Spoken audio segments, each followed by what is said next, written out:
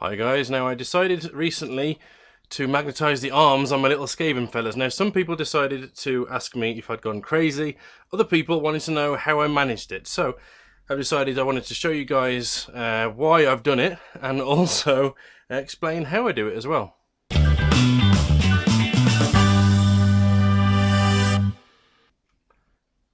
Right there, I'm going to try and keep it as quick as possible. These are the three things I'm going to use.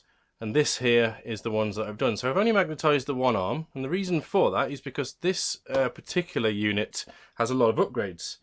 So each one can have a little knife, which will fit on like that there. Sorry, it's shaking around. They can also have these here, which is some bells.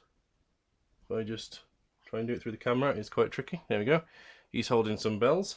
They can have more complicated ones, like this banner. You see there? He's now holding that banner. There's a really big banner. That one there. Of course, when he's standing upright, that won't be falling over. It's the fact that I'm holding up to the camera that's doing that. They can have these little books. So I can magnetize the little books on like that, so you can hold a little book. So look at my book. What else is there? Oh, and there's this little like gong arm here. So there we go. You can hold on to a gong like that. The arm. There we go. That's better. So those are the different options, and that's why I've done it. And when you're running 40 of these, and you can run them in squads of 10 or in 40, you don't want to have limited options, or at least I didn't want to have limited options anyway. So I've had to magnetize 20 options like this and 20 arms like this. And what I wanted to show you guys today is how I managed to get the magnets dead center like that. There's a couple of tricks I've learnt over the years, and that's what I'm going to show you today. So I've got myself an arm here that I'm going to magnetize. I'm going to start off figuring out a pilot hole for it using my knife, and that's one of the most important things for getting precision holes. Then of course I've got a 2mm drill bit here, which I've drawn two little black lines on, which should stop me going too far, although I do tend to eyeball it most of the time. And then almost most important of all is I've got an arm that's already done. So once you've done your first arm or body, that should be used for reapplying the magnets into the other parts. That's very important. I don't ever mess up the polarity of my magnets. The reason why? I use an already existing piece that's been magnetized, and I use it like that. So I apply the magnet like that, knowing full well the bit I'm trying to magnetize on the opposite end is magnetized correctly. Now usually I would use the body of these little fellas, but I've actually glued them onto the sprues already, so that's not possible. So what I'm actually going to do in this instance is use that as a guide. So when I want to use it, I'm going to pull it off, apply the magnet that way. So that's another way of knowing that I'm getting it right. And of course super glue for getting the magnet in properly. So let's start now. In order to get the magnet in the right place, you're going to want to make sure that you're drilling your hole correct. So I'm just going to get this. There we go. You have to excuse me if this goes a bit awry. I'm doing it in front of a camera rather than in person. So what I usually start doing is I put the blade to the middle like that, and I just start twisting. Now, what you'll usually notice is that you've gone off center. Now if you do that, it's really simple. Let me just make this off center slightly.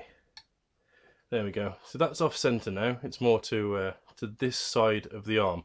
What you want to do is you put the blade edge of the knife towards the place where you want the hole to be, and then you just twist like that. And what that does is, as it bores the hole, it actually moves it slightly. If you want to get to move more, you just from that, you just twist it more like that and twist like that, and then what you'll find is you open up the hole in the direction that you want, and then when you're happy you can twist it full circle. See, I've gone a little bit too far to the top end there, so if I put my blade back in that way, I can do that, and then hopefully, there we go, dead center. Really simple. You just point the side of the blade that's sharp towards the center where you want it to be, and the hole will just move by itself. Really simple. Then you get your drill bit,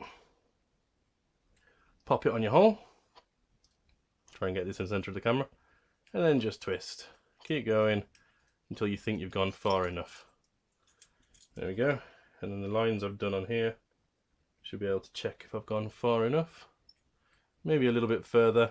It's not a massive problem if you go too far, because the way I apply magnets, it doesn't matter if I'm too far.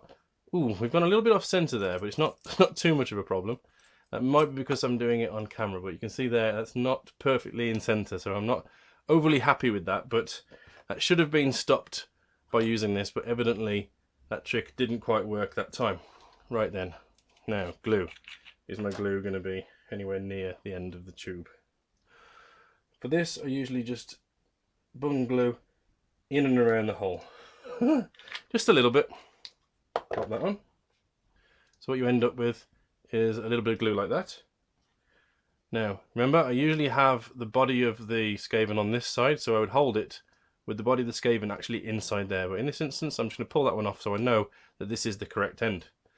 Then what I do is, if I can just get this in focus, I poke it in the hole, and then using my nails, just slide it off sideways. And then what you can do is, if it's not deep enough, just poke it with your fingers like that. And that is your magnet in. Perfect. You can do a little bit of manipulation with your fingernails to make sure that it's perfectly flush, which this one is here. And then there is a magnetized arm. Now, it's the wrong arm for these guys, so I've actually just wasted a magnet there showing you guys how to do it, but you get the idea anyway. But that's the way I get the magnets, the right way around. It's the way that I get them so that they're flush, and it's how I get them in the center of very small arms. I mean, these are actually fairly thick arm ends that I'm using here.